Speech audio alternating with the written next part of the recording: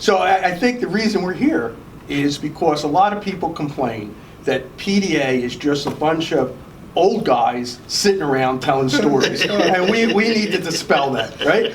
So, right? Yeah. Well, it's partly true. We do tell a lot of stories. We've been around, haven't we? Yeah.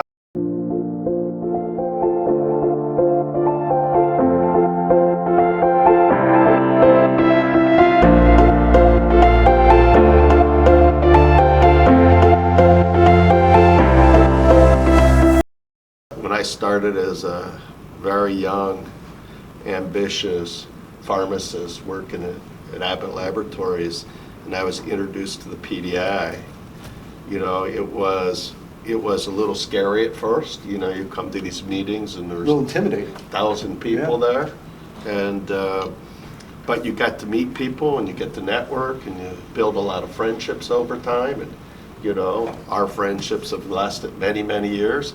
But more importantly, I've learned so much from you guys. True. Right?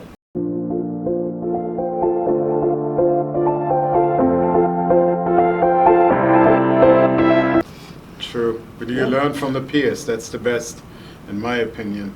When you have peers, you can ask them, you can discuss certain topics which happen in the industry. You have subject matter experts which you can tap in, and that's PDA. That's really the best in PDA, as well as the friendship.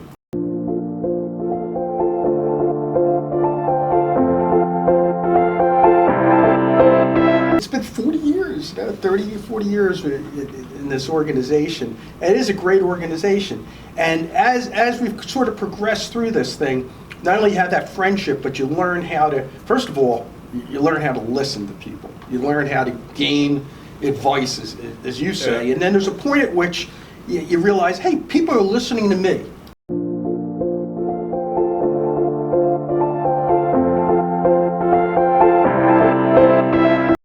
That's pretty good, you know, as you could kind of, for younger people, as you kind of shift from that point where you're in an organization like this to see what everybody else is doing and to hear what everyone's doing, and there's all of a sudden you're realizing that you're helping to set the standard, to push the industry, because somebody's doing it, Or the next right? generation. Or the next I generation. mean, that's a yeah. rewarding part, that you gain so much experience over all these years, 30, 40 years, Yeah. although we look much younger. Well, yeah. But it's good that we actually can also give forward to the next generation. I think that's really what we need to do.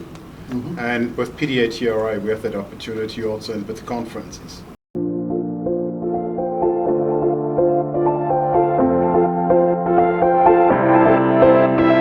Yeah, you made your rounds with Richard. You did the aseptic processing.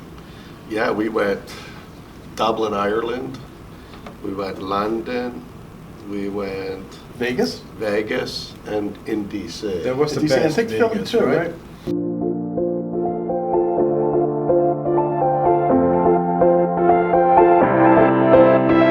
But that's a great example, though, because there what you had was PDA was not there to just listen and write down what the FDA said. We were there to debate it, talk about it, help Yep. guide them. I think the 2004 guidance, that was a great experience. The points to consider. We just did it again in 2015 and 16. Well, yeah, that's the part about where I like the PDA. It really, to me, this was a place to debate the regulations Yep. in a safe space with the regulators. Yep. Regulators never use it against you. When you went up to them and privately had a discussion, you said, you know, I don't think that's technically right, you know, and you give your reasoning or logic, and it's a good place to have those honest scientific debates with regulators. The whole idea with PubSit was an active debate, and I think we influence. Yeah, but the other part, you can even go way, way earlier, in '94, when the filter suppliers brought out these certificates that your filter is process validated. So it's just a certificate, a piece of paper. FDA was not happy with that. PDA immediately created this joint conference between the regulators, industry, suppliers, consultants, experts. And in '95, we defined what filter process validation really is. And I think, again, being the interface between all the different parties, having these very healthy discussions and debates, as you said, public, but great debates, collaborative debates, changed the industry completely. And that's what I like with PDA. That's the reason why I hang in to PDA and why I volunteer that much into PDA.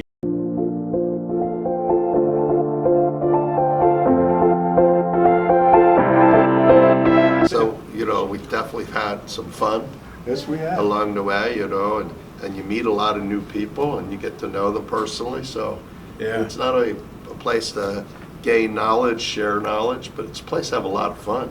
Yeah. So I took my wife to one of their meetings and a PDA meeting. It's the first time she'd been at a PDA meeting, first time she'd been at this other organization's meeting. And I said to her, I said, do you see a difference between the two meetings? What do you think? She goes, I see a really big difference. I said, what's the difference? She goes, at night, when you go to PDA, the bar is full. Yep. When you go to this other groups, there's nobody in the bar. Yeah.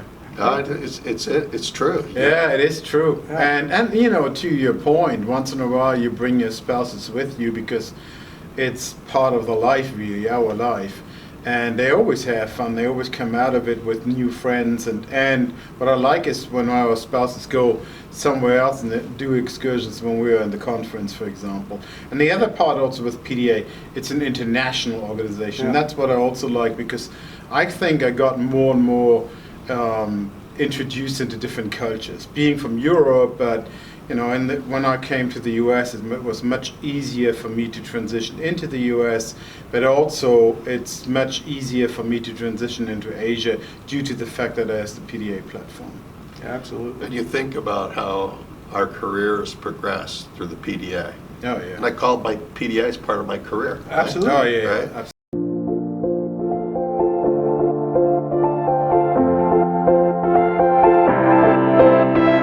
And I remember when I was first asked to do a presentation, I was scared. Yes. I mean, I wasn't a public speaker. And then, you do your first presentation and it's rough, but it goes well. And even no matter how bad you did, someone comes up to you and says, good job. Yeah. Builds a little confidence. You do it a couple times and you get good at it. And then they ask you to be on a planning committee for a conference. Yeah. And you do that.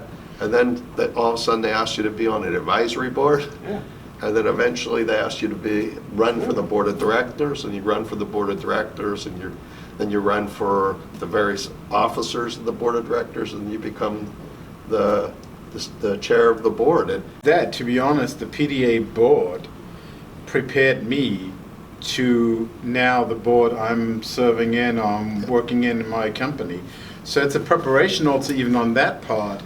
So it has a huge impact on your career because you know how to behave in a board meeting. Yeah. well, I honestly would say, without being a PDA member and actively participating, that I don't think I'd be a CEO of a pharmaceutical company today. Yeah. Yeah, true. It wouldn't have been my career path wouldn't have gone this way, right? Yeah. Yeah, and I got to tell you, one thing about the commitment of being on the board and doing all the volunteer work, I'm sure I speak for you guys as well, always enjoyed it. Yes. Always enjoyed it. Yeah. I missed the board when I left the board. We always had a good time, good meetings, and you get this, you're really talking and dealing with people that are leaders in the industry, the best and the brightest in the industry.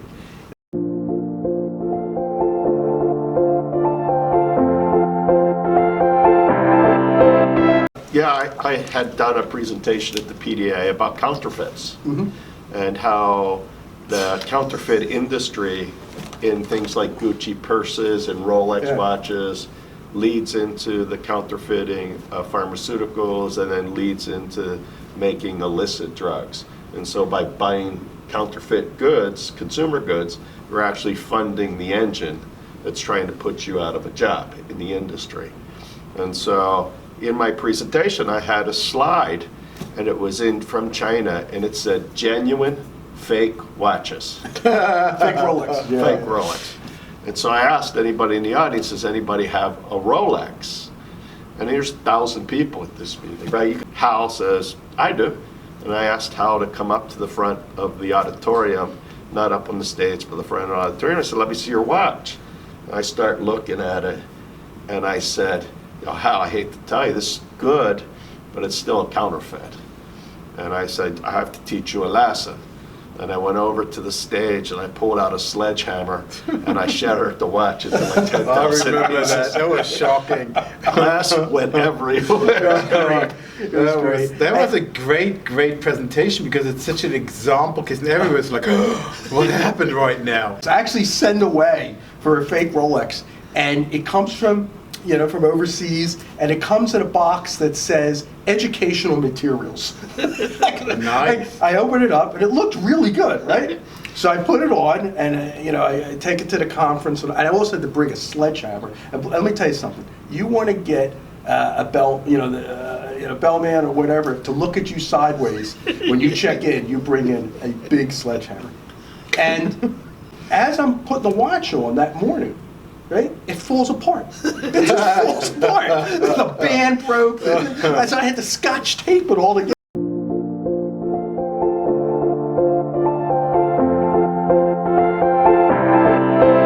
I remember when we were at PDA TR26 on sterile filtration. Right. And it was like, in process validation, you have to have one filter being at or close the minimum bubble point. So there's a PDA FDA conference coming out shortly after the PDA 26 was published. And somebody asked, what's close at or close to the bubble point? And somebody at the stage from FDA said 10%, and it burned itself into everybody's memory. And that's it, 10% is chiseled in stone. There's no scientific rationale. So watch what you say. No, yes. Well, it tells you have to be also very careful what you're saying. It's regulation by podium, right? Yeah, it happens that's a lot. right. Yeah. And if you're not at these conferences, you miss it. You Yeah, you that's miss true.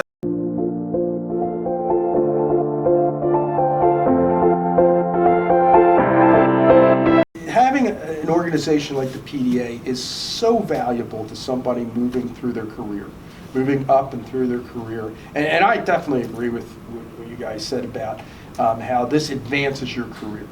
Oh, right? yeah. And it is a little bit of a sacrifice. I mean, taking time, being a volunteer, taking time out of your week, out of your day, things Out you of your don't have weekend. to do. Right. And it's not such an easy thing to do, but it really pays huge dividends. I agree. Is speaking the only thing you can do, Mike? Is that all you've done for PDA? Mike can run Speak, or marathons. did you put your name on a few things? Marathons. Yeah, you can publish via PDA. So publishing within PDA Yeah. Journal is very important. That definitely enhanced my career, the publications, but also the books. So multiple books, multiple book chapters. But again, you do that together with your peers also. And So with have- that, we need to go have some fun Hey, tonight. guys. That's right. It's Happy great to birthday. see you. Happy birthday. Happy birthday. Happy birthday. Happy birthday.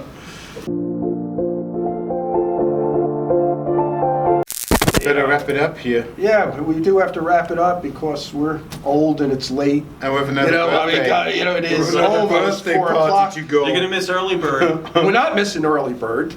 You promised us early bird.